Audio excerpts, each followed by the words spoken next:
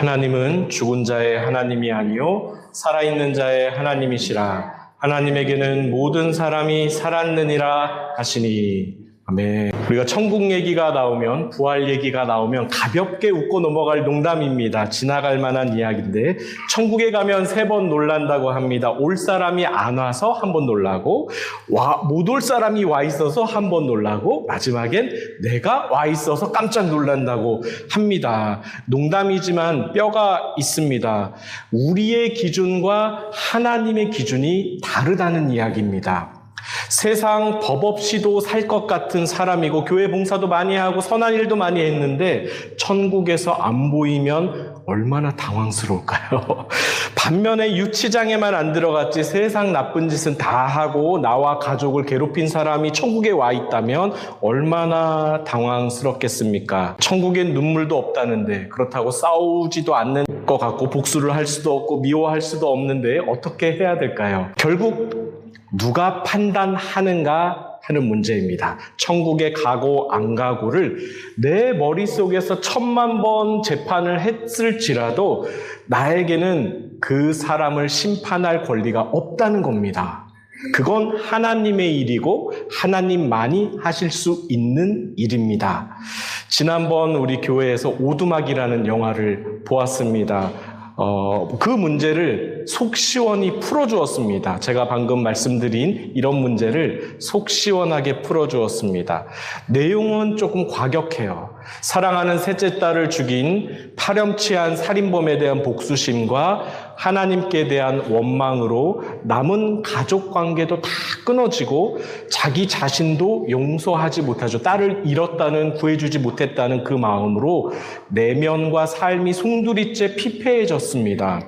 그러다가 하나님의 초청에 응답을 했고 하나님이 준비하신 치유 프로그램에 참여하면서 모든 것이 새롭게 바뀌기 시작합니다. 결국엔 성삼위 하나님이 하시는 일이란 딸을 죽인 범인을 심판하고 지옥에 떨어뜨리는 이 일을 먼저 하시는 것이 아니고 그 일 때문에 상처받고 폐인처럼 살아가는 주인공을 회복하고 치유하는 일을 먼저 하신다는 거죠. 그걸 영화에서 보여주었습니다. 제가 영화를 가만히 보면서 어떤 치유의 단계가 있다는 걸 보았어요. 꽤 인상적이어서 여러분과 함께 나누고 싶습니다. 오늘 본문에서 예수님이 산자의 하나님이다 라고 말씀하셨는데 그게 포인트입니다. 아브라함의 하나님, 이삭의 하나님, 야곱의 하나님이라고 불렀다는 것은 그들의 육신은 죽었으나 하나님 앞에서는 여전히 살아있는 존재라는 것을 말씀하시는 본문이다. 예수님이 모세오경을 그렇게 해석하셨어요. 왜냐하면 죽었던 모든 사람들은 부활할 것이기 때문입니다. 이 영화도 살아있는 주인공과 가족에 대한 치유가 목적이었습니다.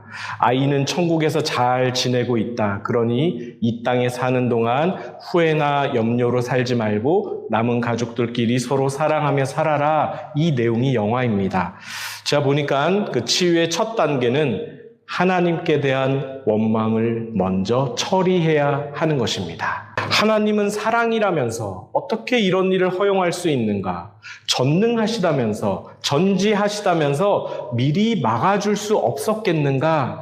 영화에서 하나님이 이렇게 답변을 하시죠. 나는 선함으로 악한 일이나 고통을 일부러 만들어내지 않습니다. 나는 세상 모든 죄를 해결하기 위해서 내 아들을 십자가에서 먼저 희생하고 사람들을 구원하는 게 목적이었지 심판은 최후의 것이다. 세상에 일어나는 모든 고통과 악한 일들은 인간이 그렇게 선택한 결과이다. 이 입장이 정리가 되어야 합니다. 두 번째 하나님이 또 변론을 하실 때 이렇게 이야기하십니다. 나는 그러한 일로 고통하는 자들과 함께 고통하고 아픔을 함께 나누고 그들을 회복하고 치유하느라 늘 바쁘다. 이렇게 얘기하셨어요. 정말 바쁘실 것 같아요. 심판하느라 바쁘신 게 아니라 치유하느라 바쁘신 거죠. 예수님이 오신 목적이 화목과 치유이기 때문입니다. 꽤 설득력이 있죠. 성경 전체를 다 요약했거나 하나님의 성품을 잘 요약한 건 아니지만 어느 정도 하나님의 입장을 우리가 영화를 통해 알 수 있습니다.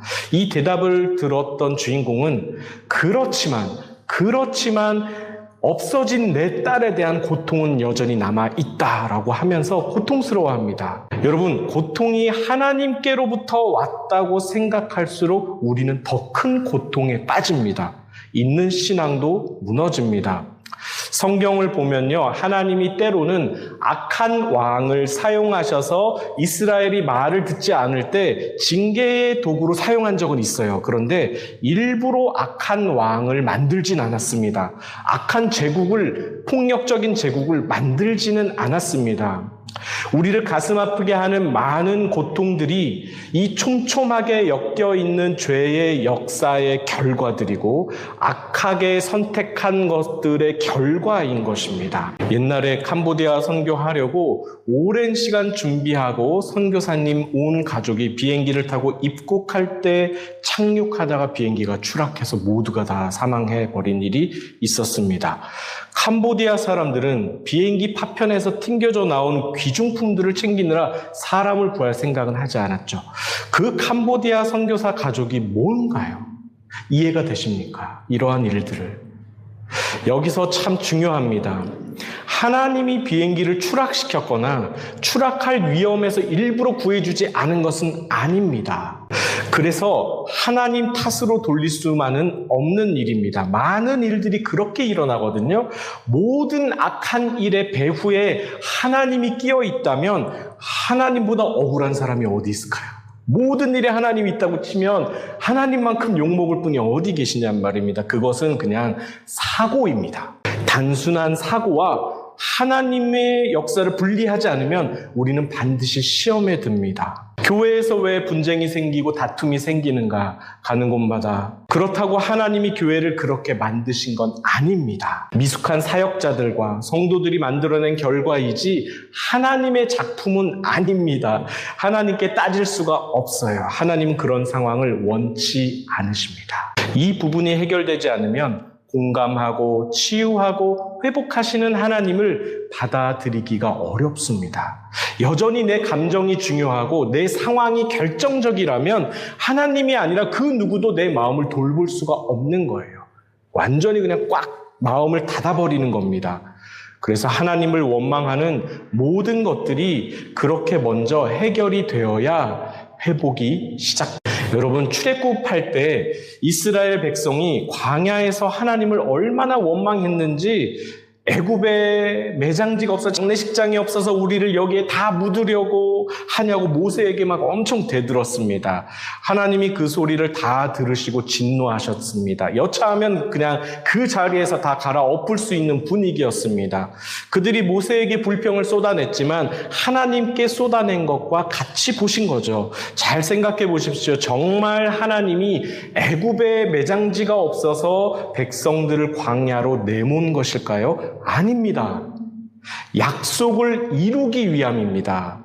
약속한 땅을 주려면 애굽 종살이에서 빼내야죠. 그러려면 가나안을 가기 위해서는 광야를 통과해야만 하는 것입니다. 거기다 대고 손가락질하고 탓하기를 얼마나 많이 했는지 모세가 그 일만 또 벌어지면 하나님께 나가서 주여 내 이름을 생명책에서 지워주실지라도 저 모르는 백성들을 불쌍히 여겨달라고 한 번만 기회를 더 달라고 중보기도를 합니다. 결국은 하나님이 2주면 걸어갈 길을 40년을 굴려버리죠. 그건 징계입니다. 단순한 체벌이 아니고 백성의 마음속에 원망이 사라지는 기간이라고 저는 생각이 들어요. 40년 동안. 그 원망은 1세대, 출애굽 1세대가 완전히 교체될 때까지, 그리고 2세대가 가나안 땅을 향하여 비전을 바라볼 때까지 걸리는 시간이었습니다. 그 40년은. 애굽에서 종살이할 때가 좋았지 하는 마음으로 가나안 땅을 주어봤자 못 누릴 수 있는 거죠. 과거에 매여 살면, 분노와 원망에 잡혀 살면 희망찬 앞날을 볼 수 없는 겁니다. 밝은 아침 해를 하나님이 주셨는데 그 해를 보면서 에이 따가워 못 살겠네, 내 인생은 맨날 왜 이래 해버리면 밝은 마음 가지라고 아침 해를 주신 하나님 마음은 얼마나 아프시겠습니까? 예레미야 29장 11절 말씀입니다. 여호와의 말씀이니라 너희를 향한 나의 생각을 내가 아나니 평안이요 재앙이 아니라 너희에게 희망과 미래를 주는 것이니라. 우리를 향한 하나님의 생각은 희망과 미래를 주려고 하시는 겁니다. 여러분, 고통의 경중은 각자 다 다릅니다. 고통 중에도 내 감정에 휩싸여 있기보다 진리이신 하나님이 어떤 분인가 더 묵상하시기를 바랍니다. 팁을 드리고 있어요. 고통 중일 때는 내 감정을 따르지 마시고 진리를 따르시기 바랍니다. 말씀을 따라가세요. 내 감정, 내 상황, 사람 따라갔다가는 모두 한 번에 다 무너집니다. 그러한 것들은 우리를 구할 능력이 없습니다. 저도 고통을 많이 느껴왔습니다. 그러나 그 고통의 끝이 항상 좋지 않더라고요. 더 큰 고통으로 끝납니다. 내가 나에게 상처를 입히게 되고요. 내가 나의 가해자가 되어버립니다. 고통이 끝나지 않으니까. 그건 하나님이 원하시는 것이 아닙니다. 고통 중에라도 하나님 바라보기를 멈추지 마십시오. 그게 믿음이고 그게 신앙입니다. 예레미야 말씀처럼 하나님은 우리에게 재앙을 바라지 않습니다. 생명과 평안을 주고 싶어 하십니다. 그 하나님을 믿으시고 그 하나님을 붙잡으세요. 진리를 따라가십시오. 하나님은 내 마음과 내 상황보다 더 크신 분입니다. 내가 나를 사랑하는 것보다 하나님이 나를 사랑하시는 것이 더 큽니다. 그 큰 사랑 안에 담겨 보십시오. 그래야 불평과 원망이 사라질 것입니다. 이게 1단계입니다. 그 영화에서 본 치유의 2단계입니다. 심판의 보좌에 앉아있는 나를 끌어내리는 것입니다. 연쇄적으로 일어납니다. 분노했다가 하나님을 원망했다가 그 다음에 어디로 갈까요? 내 마음이 심판하는 자리로 갑니다. 10중 8구 그렇습니다. 당장 내 고통이 해결되지 않기 때문에 나라도 나서서 해결을 해야만 하는데 실제로 나서서 하면 그것도 큰 고통이 되고 범죄가 될 수 있으니까 내 마음속에서 판단합니다. 그리고 정죄합니다. 내게 고통 준 사람은 멀쩡히 살아있거든요. 이때 우리가 선택을 잘 해야 됩니다. 복수하면 다른 죄가 되죠. 안으로 참으면 뭐가 될까요? 화병이 됩니다. 둘 다 나에게 해가 되는 것입니다. 나라들이 이러면 전쟁이 되고요. 전쟁은 겉으로 드러난 이 분노를 이용하고 속으로 잠재된 두려움을 이용하는 것이 전쟁입니다. 여기에 말리면 싸우다가 모든 것을 잃어버립니다. 영화에 나옵니다. 주인공이 큰 동굴에 들어가니까 높은 데 보좌가 있고 지혜가 거기서 이렇게 내려옵니다. 지혜가 주인공에게 제안합니다.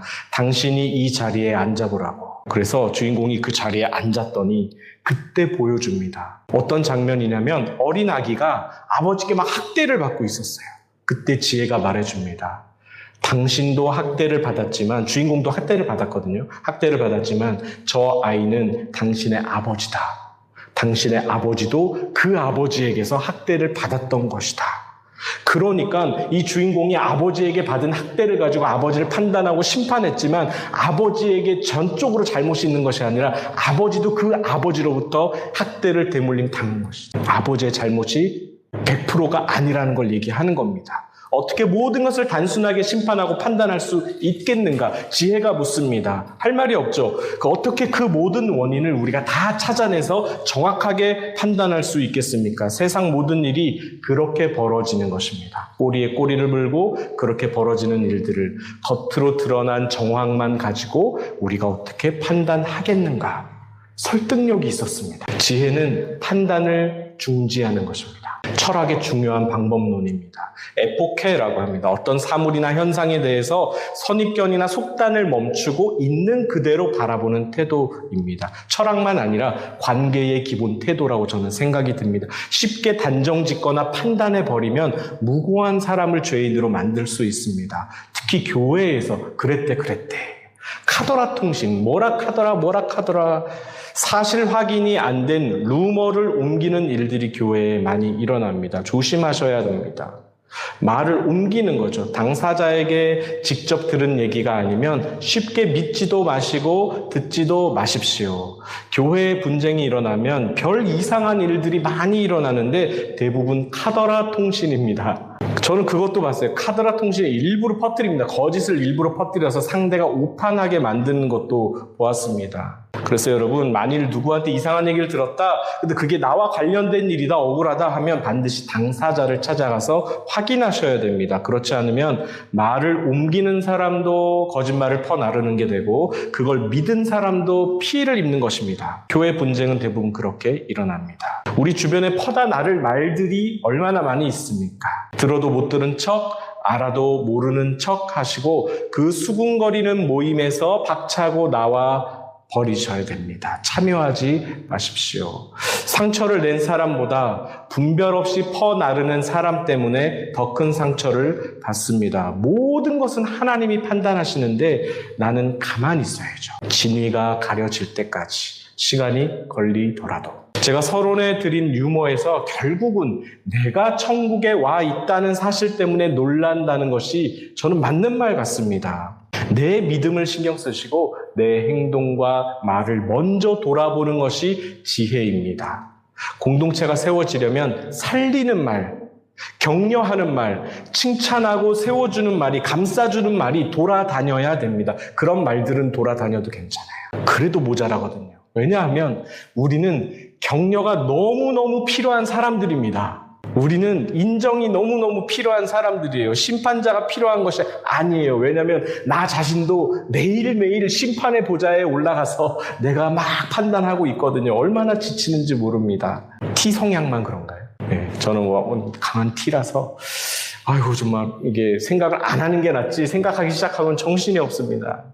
서로 판단만 하는 집은 어려움이 닥치면 탓하느라고 하고 싸웁니다. 그런데 감싸고 세워주는 집은 어려울 때 서로 버팀목이 되어줍니다. 함께 이겨나갑니다. 심판의 자리에서 내가 내려오는 것이 치유의 두 번째 단계입니다. 영화에서 본 치유의 세 번째 단계는 용서입니다. 가장 어렵다고 영화에서 얘기합니다. 죽은 딸을 그 아버지 주인공이 손수 장례에 지내줍니다. 차마 인정하고 싶지 않죠. 아직도 내 마음에 살아있는데 그 아이를 입관하고 하관하고 보내주어야 하는 절차가 남아 있는 거죠. 1단계가 무엇이었나요? 하나님께 대한 불평을 해결해야 된다. 2단계는 내가 앉아있던 심판의 자리에서 내려와야 된다. 이 두 가지가 안 되면 용서로 갈 수가 없습니다. 영화의 서사를 보니까 그래요. 이 과정들을 거쳐야만 마지막 단계로 가더라고요. 범인을 용서하고 마음속에 있는 딸을 보내주어야 모든 게 끝나는 거죠. 그래야 남은 가족과 다시 이전의 관계로, 더 깊은 관계로 나아갈 수 있습니다. 용서란 세상에서 가장 어려운 것 중에 하나입니다. 안 하고 차라리 용서 안 하고 무시하고 사는 게 정신건강에 더 좋을 만큼 용서가 어렵다는 얘기입니다. 그러나 용서하지 않으면 이렇게 말하는 저도요, 용서가 안 돼서 너무 힘든 사람입니다. 하지만 말씀을 따라 또 영화에서 주는 값진 가치를 따라서 여러분들께 증거하지만 저도 쉬운 건 아닙니다. 용서하지 않으면 새로운 관계나 새로운 삶을 결코 받아들이지 못합니다.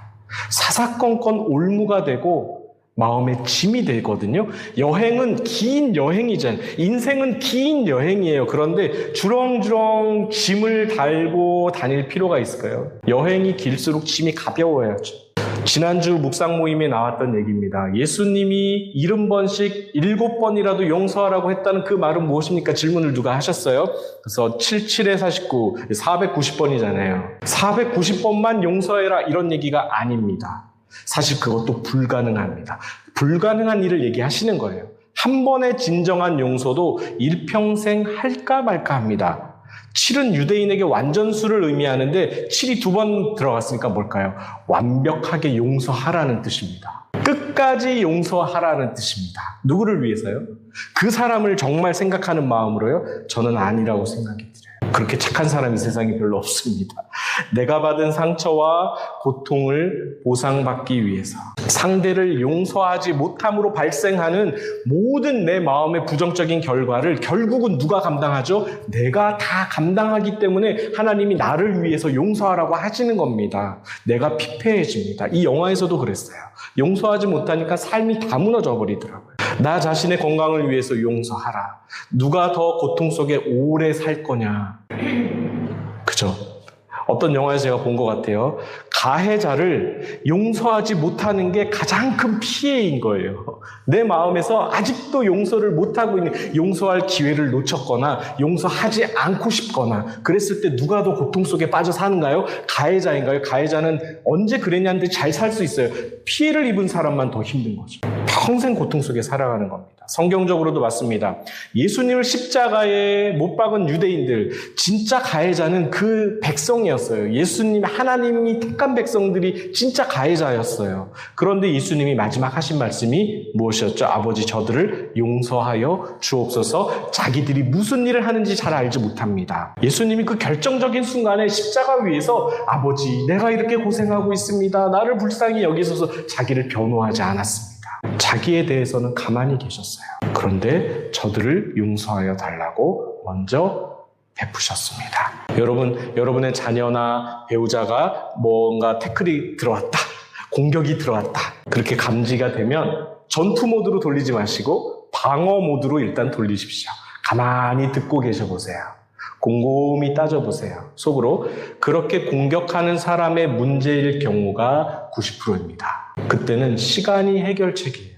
나중에 사과받는 쪽이 이기는 겁니다. 항변하지 마시고 말해도 어차피 못 알아듣고 깨닫지도 못합니다. 최민수 배우, 영화 배우의 와이프 강주은 씨 쇼츠가 재밌는데 최민수 씨가 거칠잖아요. 이해 못할 행동을 하거나 승질을 내면 그냥 내버려 둘 뿐만 아니라 막 자기한테 그러면 같이 동조해 준대요. 더 해봐. 실컷 그러고 나면 화내고 같이 싸울 줄 알았는데 갑자기 긴장한대요. 공격한 사람이 긴장한대요. 그러면 키가 누구에게로 가는 거죠? 키가 아내한테로 가죠. 그리고 그 상황을 그냥 넘어가 준대요. 아무 일 없었다는 듯이. 그럼 더 긴장하겠죠? 그러다가 기분이 좋을 때 조곤조곤 얘기하기 시작하면 다 듣고 변화가 되더라는 얘기입니다. 대단하지 않습니까? 그 마초 같은 남자를. 예수님을 십자가에 못 박으라고 소리친 사람들도 그 당시 감정일 때는 누가 뭐라 해도 예수님은 사형수인 거예요. 그렇게 감정이 격화돼 있을 때는, 예수를 십자가에 못 박으라 할 때는 누가 그렇지 않다라고 얘기를 해도 예수님을 못 박았을 겁니다. 그런데 시간이 지나고 예수님이 부활하시고 그 가해자들은 다 어디 있습니까? 변화됐을 것입니다. 그렇게 못 박으라고 했던 유대인들은 다 변화됐을 거라고 저는 생각합니다. 심지어 예수님을 박해하던, 예수 믿는 자들을 박해하던 사울이 예수님 때문에 박해받는 입장이 됩니다. 누가 더 강한 걸까요? 공격받는 사람이 강한 걸까요? 공격하는 사람이 강한 걸까요? 억울하지만 시간을 버티는 자가 강한 겁니다. 그 시간을 쓸 줄 아는 사람이 강한 것입니다. 예수님은 부활 이후에 제자들을 만나면서 다 변화시켰어요. 완벽하게 용서하라는 말씀은 빌미만 있으면 이 남아있던 찌꺼기 같은 억울함이 다시 싹트고 번집니다. 그래서 또 언제 전쟁이 발발할지 모르기 때문에 예수님은 완벽하게 용서하라고 했던 것 같아요. 그 싹마저 잘라버리는 게 진정한 용서이구나. 제가 말은 참 쉽게 하죠. 말은 참 쉽게 하는데 정반대라고 생각하시면 됩니다. 그러니까 더 잘 설명할 수 있어요. 저는 정반대입니다.